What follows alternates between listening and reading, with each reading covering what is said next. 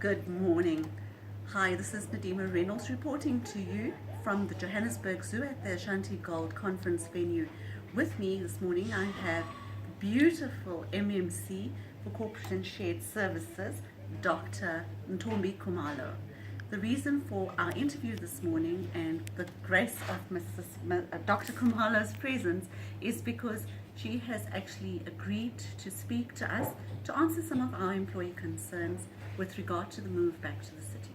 So, Doctor, can you please inform us? Many entities are concerned, and I speak from an employee's point of view where we are a bit fearful of the move back to the city. What does it mean for employees? Does it mean that we will physically move into the COJ building?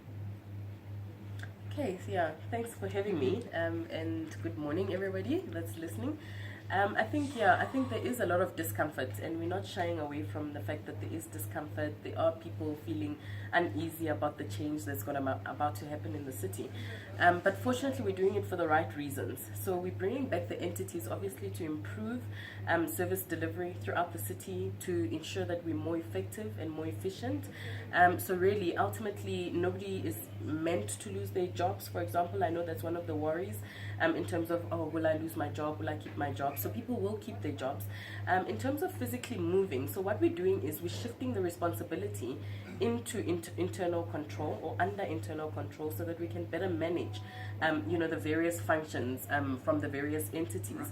So we're really looking to enhance the issue or the aspects around accountability in terms of ensuring that we deliver the kind of services that we'd like, that are of equalized standards, or the standards are also sort of put to one standard, so we're following one standard. So that's the thing. But in terms of physically moving into the city's building, that can't be 100% feasible or the case in all instances. So you could still remain where you're working, in the building that you're working, and we could have the city having satellite offices. So there will be physical moves, but it doesn't entirely mean we're going to move the whole building into the metro center, for example. I mean, we would be very short of space in such an incident. So there will be instances where people will be moved to around the city or to a different building, etc. But this will be communicated. So whatever change that will happen, you will see us, in your spaces doing road shows around, the institutional review, how it affects you in the various spaces. So we will be coming to Joshko at some point.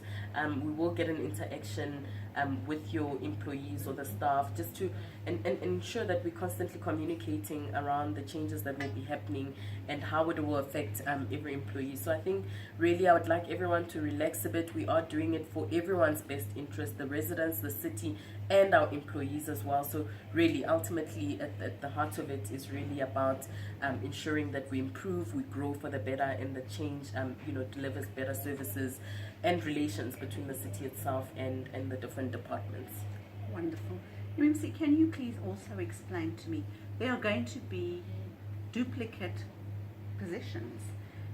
We have our CEO, and then there are directors, regional directors. What's going to happen where there's redundant positions, where you have too many of the same people or the same positions within the city, and each entity has those positions as well? What happens then? All right. Yeah. Thanks. I think that's also another concern, because people are really, thinking, looking after themselves or looking out for themselves as well. So there will be instances where there will be redundancy, but the bigger picture, in fact, of why we're doing the institutional review and the changes that we're making is solely to actually reduce that, to ensure that financial sustainability, to ensure that we're not using monies where we can, perhaps in some instances, save, but that doesn't translate into people losing their jobs, like I said. So there will be new functions that are needed, there will be positions that are needed that are perhaps graded at the same level as what you are currently, and you might have the expertise. So in terms of losing or degrading or having people lose their job, that's not going to happen. In fact, it's not legally okay to do that. So if you have a job and in a particular position, perhaps your responsibilities could change, but in terms of what you do or the grade or the level that you're in, that will not be affected. Okay, so that sounds like good news to all of us, I'm sure. And apart from that, I wanted to find out from you, with Joshka, we're heavily dependent on grant funding. So SHA, Social Housing Regulatory Authority, does fund Joshka. And if Joshka is absorbed back into the city, what happens to something like that? Is the city then allowed to take grant funding? Well, I think we'd need to look at the terms of references, perhaps that that the funding is based on. I think that would be something that I perhaps might not have information at hand, but I think we all depending all stakeholders. I think we need to value or appreciate the importance of collaboration. And like I said earlier on, this whole integration of municipal entities is really for the better good of the city and its residents and its employees. So I really think if anyone wants to chip in a hand in terms of the grants, I would really encourage that we keep an eye on the value, or keep ourselves aware of the value of continuing with these grants, because ultimately they benefit the city and its residents. Absolutely. MMC, it's been wonderful chatting to you. I thank you so much for taking the time to speak to us, and we just want to also say great job. Thank you for being here. Thank you for doing this interview on the spur of the moment.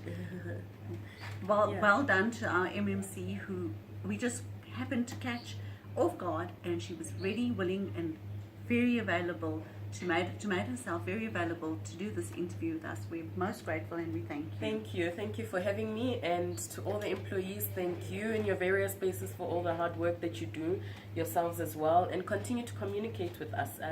We have an open door policy approach, so if there are worries on the ground, please escalate them, let us be in touch, but you will see us in your spaces coming soon to talk to you about the changes that will be happening in the city. So thank you so much for having me, and it was lovely chatting. Thank you, ma'am. Thank you. Okay, and